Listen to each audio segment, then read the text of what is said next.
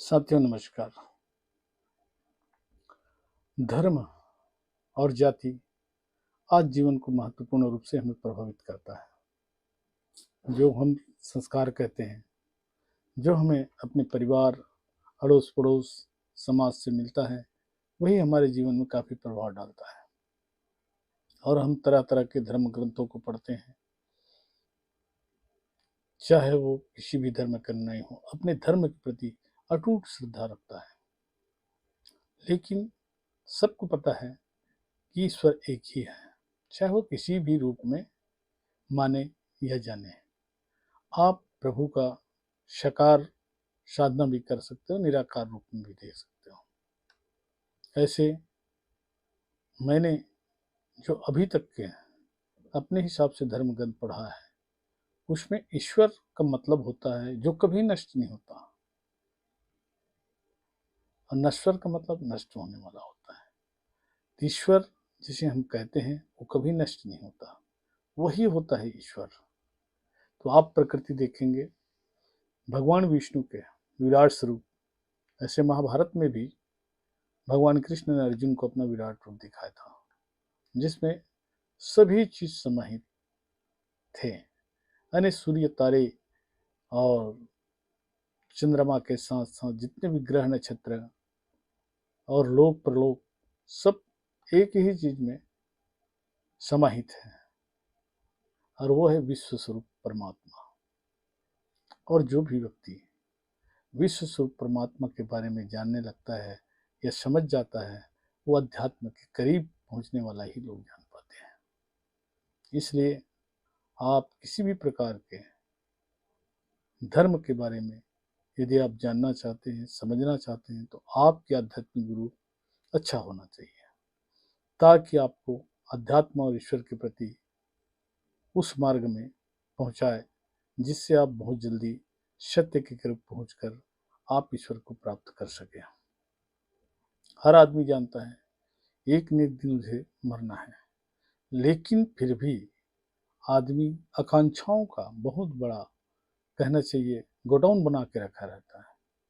मुझे ये करना है, मुझे ये करना है, मुझे वो लेना है, मेरे को नाम चाहिए, सम्मान चाहिए, धन चाहिए, वैभव चाहिए। किसको नहीं चाहिए? हर किसी को चाहिए। हम भी सामाजिक प्राणी हैं, हमें भी चाहिए।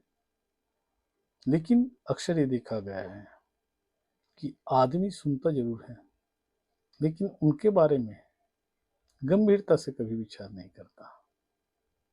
लेकिन जो समझदार हैं, जो ज्ञानी हैं, वो चार चीज़ों के बारे में जरूर सोचता है: जन्म, मृत्यु, जरा, व्याधि और चार ही हो गए ना। जन्म और मृत्यु दो हो गए, जरा मतलब बुढ़ापा, व्याधि मतलब रोग। इन चार चीज़ों के बारे में जो हमेशा चिंतन करता है, मंथन करता है, वही आदमी ज्ञानी होता है। तो मित्रों, हमारे जो अनुभव है हम उसको साझा करते हैं। हम किसी को ज्ञान नहीं दे सकते, ना ही सलाह दे सकते हैं। मेरे दृष्टिकोण तो यही है, जो हम कर्म करते हैं या जो हम काम करते हैं, कभी कभी ऐसा भी होता है कि हमारे चाहने के बावजूद वो काम पूर्ण नहीं होता। मतलब कर्ता आप नहीं हो, कर्तापन का भाव होना चाहिए। तो वो निष्काम भाव से जो किया गया काम है, वही कर्म सर्वश्रेष्ठ माना जाता है। इसी प्रकार श्रद्धा भक्ति के सहित आप अगर ईश्वर को निस्वार्थ भाव से पूजा करते हैं, तो निश्चित रूप से आप धार्मिक हैं।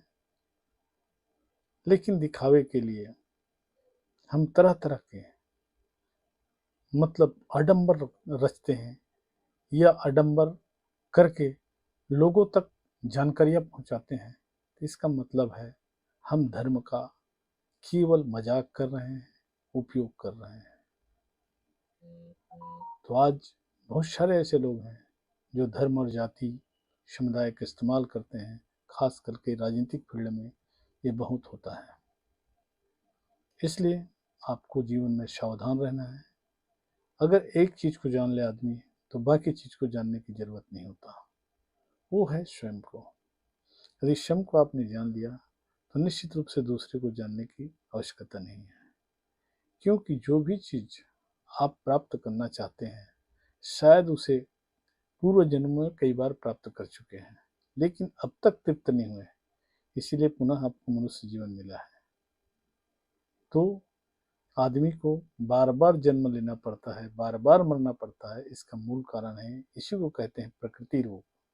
और प्रकृति रोग से मुक्ति केवल आपको मनुष्य योनि में मिल सकता है। तो मित्रों, जो भी हमारे धर्म हैं वो निश्चित ही हमें अच्छे मार्ग में चलाते हैं, लेकिन कई लोग भटक जाते हैं, इसलिए किसी भी चीज़ को पूर्णतः जाने बगैर उसे चिंतन मंथन नहीं करना चाहिए।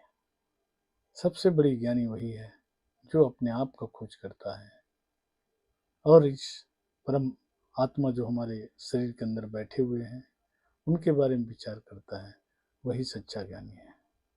क्योंकि ये शरीर भी हमारा नहीं है, केवल मात्र किराए के मकान की तरह है, इसलिए इसका भी उपयोग वैसे ही करें जैसे हम किराए के मकान का उपयोग करते हैं।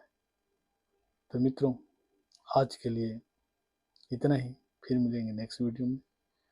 यदि आपको मेरी बात या विचार अच्छा लगता है तो वीडियो को लाइक कीजिए, सब्सक्राइब कीजिए। नमस्कार मित्रों, फिर मिलेंगे नेक्स्ट वीडियो।